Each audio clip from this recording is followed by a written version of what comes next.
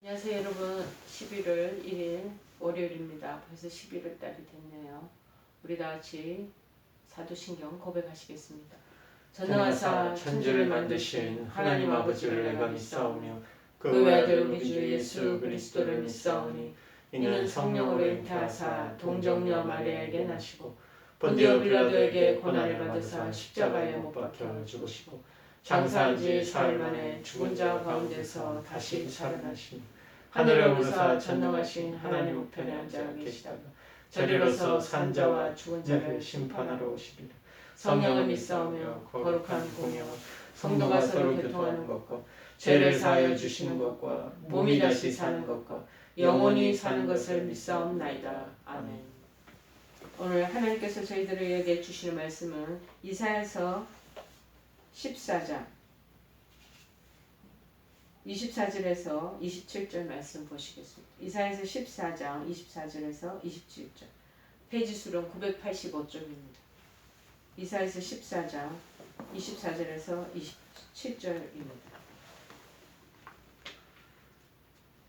985장 5페이지입니다. 다 찾으신 줄 알고 제가 봉독해 드리겠습니다. 만군의 여호와께서 맹세하여 이르시되 내가 생각한 것이 반드시 되며 내가 경영한 것을 반드시 이루리로다. 내가 아수르를 나의 땅에서 파하며 나의 산에서 그것을 짓밟으리니 그때 그의 멍에가 이스라엘에게서 떠나고 그의 짐이 그들의 어깨에서 벗어질 것이다. 이것이 온 세계를 향하여 정한 경영이며 이것이 열방을 향하여 편 손이라 하셨나니 만군의 여호와께서 경영하셨은즉 누가 능히 그것을 폐하며 그의 손을 펴셨은즉 누가 능히 그것을 돌이키랴. 아멘. 오늘 하나님께 주시는 말씀은 최고의 경영자이신 하나님, 최고의 경영자이신 하나님.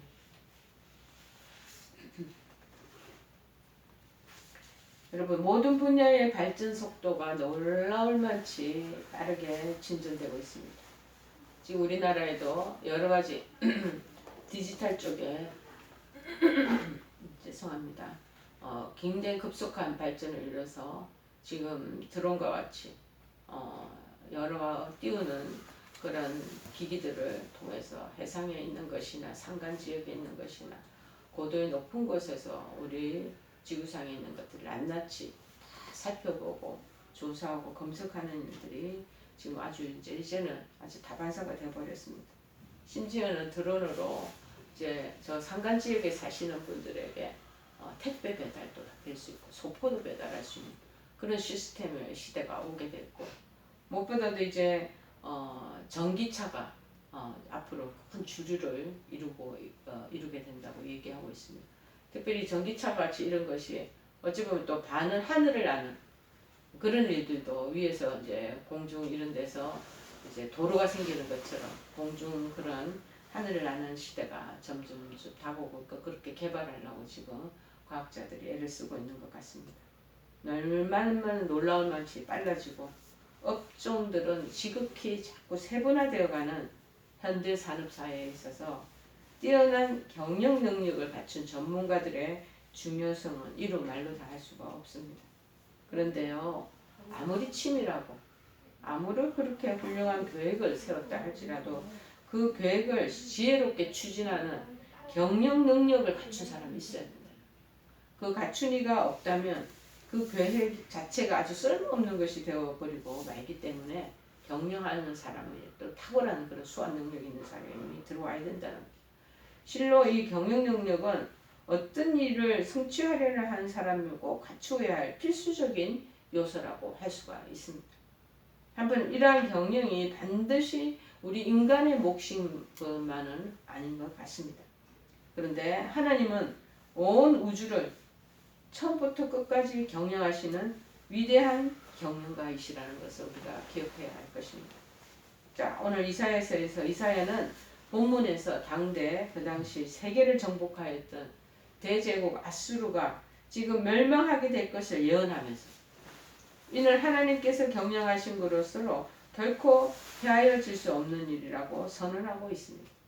따라서 우리는 오늘 본문을 통해서 위대한 경영가, 최고의 경영가이신 하나님의 그 경영의 일면을 우리가 오늘 살펴보기로 하겠습니다. 하나님은 어떤 모습을 갖추며 이 세상을 경영하는지 우리가 본문 통해서 살펴보면, 첫째, 하나님이 하시는 경영은 실패가 없다는 것. 본문 24절에도 말하고 있죠. 만군의 여호와께서 명세하여 이르시되 내가 생각한 것이 반드시 되고 내가 경영한 것은 반드시 이루리라. 인간이 경영하는 일 중에는 충분한 지식, 그리고 경험, 그리고 노력을 다 동원하였음에도 불구하고 실패로 끝나는 사례들이 너무나 허다합니다.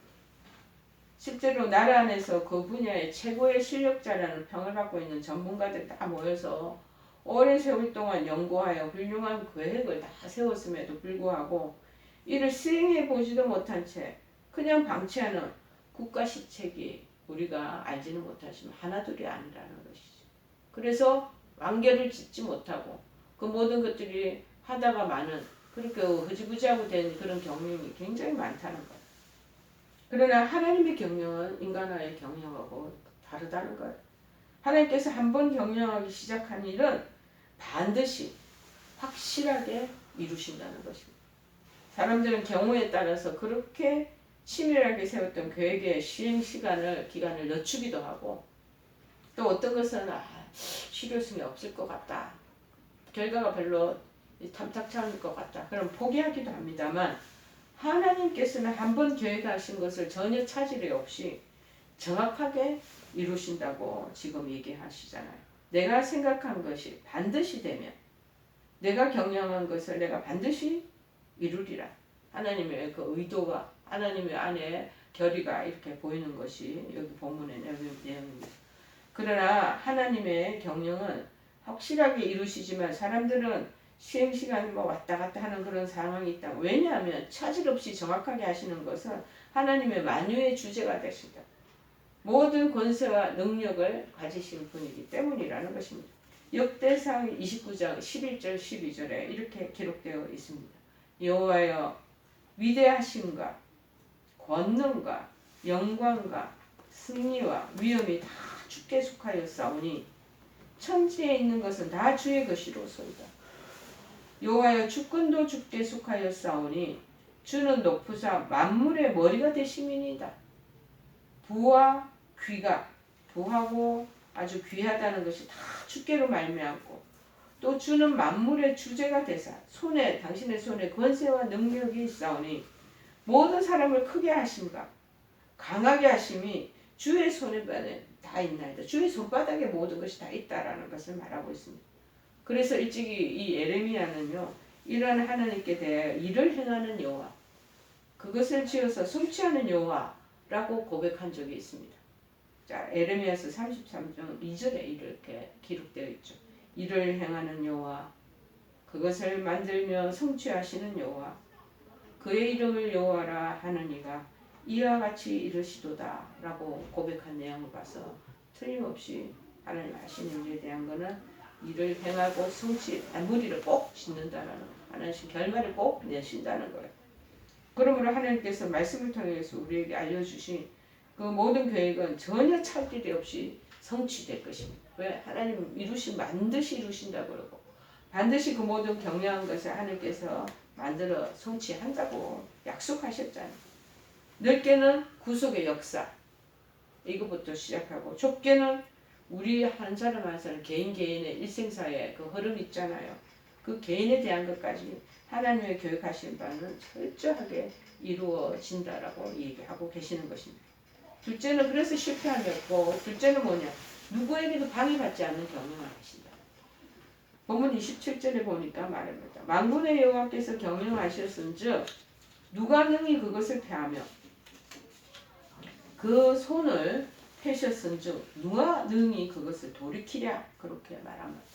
하나님께서 계획하시고 경영에 나가시는 일은 어느 누구라도 패할 수도 없고 방해할 수도 없다는, 손도 못 댄다는, 하나님 하시는 하나님 방법대로 쭉쭉쭉쭉 밀고 나간다는 거지. 물론 사단이 가만히 있겠습니까? 또 사단 뒤에 그의 사주를 받은 악한 자들이 끊임없이 하나님 이 경영을 폐하고자, 그리고 방해하고자, 이거 안 되게 하려고 헛된 노력을 하는 것은 뻔한 사실입니다. 자, 마태복음 4장 1절에 보면은 예수님에게도 이렇게 방해 공작을 펼친 사단의 그런 흔적이 있습니다. 그때 예수께서 성령에게 이끌려 마귀에게 시험을 받으러 광야로 가사, 자, 그렇게 사단 그 사주를 받은 악한 유대인들이 예수님을 끊임없이 괴롭히고 하나님의 그 계획, 구원의 역사를 이루는 것을 방해하는, 그걸 저지시키려는 일들이 끝없이 있었어요. 그러나 그들이 시행하는 그 어떤 일도 하나님의 경영을 방해하지는 못한다는 것입니다. 사단은 예수 그리스도의 그 사역으로 인하여 인간에 대한 구원의 역사가 성취되는 것을 두려워한 나머지 그를 십자가에 못 박아 주게 하는 것. 그러므로서 구속 역사를 방해하려 한 적이 있었습니다. 그러나 그리스도께서는 오히려 그 죽음을 이기고 도리어 부활하심으로써 사단의 마지막 무기인 사망까지, 죽음까지도 정복하셨다는 것을 보여주고 계신다는 사실입니다. 그러므로 결국에 하나님의 경영을 방해할 자는 이 세상에 어디에도 없다라는 것을 이런 지하에 보여주고 있다라는 사실입니다. 세 번째, 당신의 그러면서 백성을 구속하시는 그 경영을 이루신다. 하나님의 경영 방법은 이거예요. 다른 거. 모든 온 세상의 영혼들을, 인간들을 그 영혼을 구원하시겠다는 하나님의 일, 하나님의 구원 계획은 분명하시는 거예요. 자, 무릇 모든 인간의 경영가는 자기들 나름대로, 인간들이 가지고 있는 자기들 나름대로 경영의 목표가 있고요. 혹은 최고의 경영 방침을 다 가지고 있습니다. 그들은 경영 목표나 경영 방침에 따라 세부적인 경영 계획을 다 설정을 해 놓습니다. 그리고 그 계획을 실천하기 위한 세부 상황을 다 결정해 나갑니다. 그렇다면 우리 하나님께서 가지고 계신 경영의 최고 목표는 무엇일까요?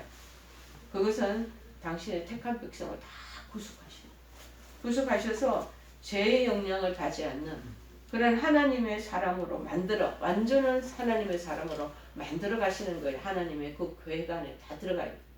하나님 프로젝트 안에 우리가 다 온 세상의 사람들을 구원하여 내시는 것, 그거. 그리고 죄로부터 방해받지 않고 완전한 하나님의 사람으로 그들을 새롭게 빚어나가신다는 것이 하나님의 원대한 목표요. 최고의 경영 방침이라는 거예요. 하나님은 이 목표를 성취하시기 위해서 그래서 누구를 택했냐? 한 사람 아브라함을 갈대아 우르에서 이끌어내시는 것이 보입니다. 그리고 그의 후손 중에 누구를 택했나? 이스라엘 민족을 하나님께서 선택하십니다. 그리고 그 자손으로 마침내 예수 그리스도를 탄생케 하셔서 구속의 역사를 성취하게 되십니다. 그래서 창세기 49장 10절에 말합니다. 통치자의 지팡이가 그 발사에서 떠나지 아니하기를 실로가 오시기까지 이르느니 그에게 모든 백성이 복종하리로다. 하나님에게 원대한 교회의 첫 번째 목표, 그리고 앞으로의 당신이 펼쳐나갈 경영의 방침들이 이렇게 인간 영혼 구원을 위한 방침들이 다 이렇게 세워져 있습니다. 그러므로 예수님께서, 그리스도께서 재림하신다. 그 약속이 있잖아. 그래서 재림하셔서 온 우주를 다시 새롭게 하시. 지금 병들어 있고 지금 여러 가지 왜곡되어 있고 악해져 있고 그리고 많이 손상되어 있고 변질되어 있는 이 우주 세계를 새롭게 만드시려. 예수님 오실 때. 그리고 성도들의 그 구원을 완성하실 때까지 이러한 하나님의 우주 경영 목표는 변하지 않는다는 것이. 여러분, 사람들이요 우주선을 만들어 목성, 별다른 행성에 갖가지 우주선을 발사하고, 얼마 전에 중국도 그렇게 발사한다고 그 신문에 나오고 있더라고요. 그렇게 계획을 세우고 있지만 그렇다고 해서 이 우주를 떠난 다른 행성에다가 하나님께서 새로운 다른 세계를 하나님이 원하시는 계획을 세운다, 이 얘기는 없습니다. 인간이 지금 거기서 탈출하려고 발버둥을 치는 것이죠. 자, 그러나 하나님의 우주 경영 계획 목표, 이것은 성도들의 구원을 완성할 때까지는 하나님 그대로 추진시켜 나가실 것이라는 거예요. 그러므로 여러분, 우리는 우리를 향한 구원의 계획이 실패함이 없는, 절대 방해받거나 폐하여질 수 없는 하나님의 최우선적인 계획임을 우리가 먼저 알고 깨달아야 될 줄 압니다. 그래서 어떤 상황에도 흔들림이 없어야 돼요. 흔들림 없이 믿음 위에 굳게 서서, 그래서 선택된 하나님의 백성으로서의 그런 합당한 삶을 살아 나가야 된다는 것입니다. 그래서 골로새서 2장 7절에는 그렇게 말하잖아요. 우리에게 그 안에 니네들 예수 그리스도 안에 뿌리를 박아라. 그리고 세움을 입어라. 그래서 교훈을 받았지? 그러면 교훈을 받은 대로 믿음에 굳게 서서 감사함을 넘치게 하면서 그렇게 살아나가야 된다 하는 것을 우리에게 말씀하고 있는 거죠. 여러분, 인간이 하는 일 중에는 완벽하게 계획되고 완벽하게 경영되는 일이란 있을 수가 없습니다. 자, 어딘가에는 허점이 있다는 거. 생각지도 못한 부분, 실수하는 부분이 있게 마련이라는. 그렇기 때문에 많은 사람들은 하나님께서 경영하신 일도 어딘가 모르게 결함이 있을 것이다. 하나님도 약간 허점이 있지 않겠느냐. 인간들처럼 불완전 부분들도 있을 것이야 하고 그렇게 생각하기가 쉽다라는 거예요. 그러나 우리는 분명히 알아야 됩니다. 하나님께서는 무소불능하신 분. 어느 장소에서 하나님께서는 그 모든 것을 능력으로 다 하실 수 있다고. 능치 못할 일이 없다는 거예요. 그래서 모든 것을 못 이루실 것이 없는 줄을 반드시 알고, 그래서 그리스도께서 재림하셔서 구속의 역사라는 하나님 응대한 그 경영 완성되는 그때까지 하나님 백성들은 하나님을 바라보며 그 믿음을 굳게 지키는 게 필요하다. 그것을 지금 얘기하고 계시는 것입니다. 욥기 그래서 42장 2절에는 이렇게 얘기합니다. 주께서는 못하실 일이 없어. 무슨 계획이든지 못 이루실 것이 없는 줄 아오니. 하나님의 이 위대하고 웅장한 이 경영이 완성되는 그때에 우리 모든 하나님 백성들은 하나님께 영광을 돌리고, 물론 그 계획이 우리 자신을 위하는 것이었다는 사실에 우리가 하나님은 감탄, 금치 못하고 많은 감사를 드릴 수밖에 없는 것이죠. 자, 그래서 우리가 큰 그림을 머릿속에 늘 숲을 보고 나무를 보고 해야 된다는 거. 큰 숲을 보면 하나님의 경영, 구원의 역사, 완성시키시는 것. 하나님께서 반드시 생각대로 이루시고 그것의 결과를 하나님께서 이루어 가실 것이다. 그 부분에 대한 것을 우리가 기억하시면서 하나님 우리 구원계획 안에 우리도 같이 동참되어 나가야 한다라는 그 믿음을 가지고 살아내는 저와 여러분 되기를 간절히 축원해 드립니다. 우리 찬송가 521장 찬송하겠습니다. 구원으로 인도하는 그분은 참 좁으며 생명으로 인도하는 그 길은 참 험하니 우리 몸에 지워있는 그 더러운 죄짐을 한없이 벗어놓고 힘써서 들어갑시다. 구원으로 인도하는 그 좁은 문 들어가 영생으로 인도하는 그 생명길 갑시다. 이 세상에 많은 사람 큰 문으로 들어가 넓은 길로 갈지라도 멸망으로 끝나니 세상 헛된 부귀영화 모두 내어버리고 주의 말씀 순종하여 그 생명길로 갑시다.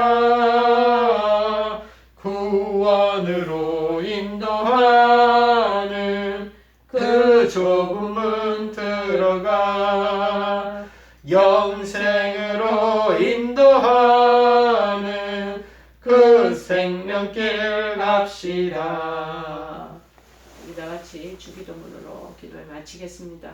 하늘에 계신 우리 아버지여, 이름이 거룩히 여김을 받으시오며 나라가 임하옵시며 뜻이 하늘에서 이룬 것 같이 땅에서도 이루어지이다. 오늘날 우리에게 일용할 양식을 주옵시고 우리가 우리에게 죄 지은 자를 사하여 준 것 같이 우리의 죄를 사하여 주옵시고 우리를 시험에 들게 하지 마옵시고 다만 악에서 구하옵소서. 대개 나라와 권세와 영광이 아버지께 영원히 있사옵나이다. 아멘.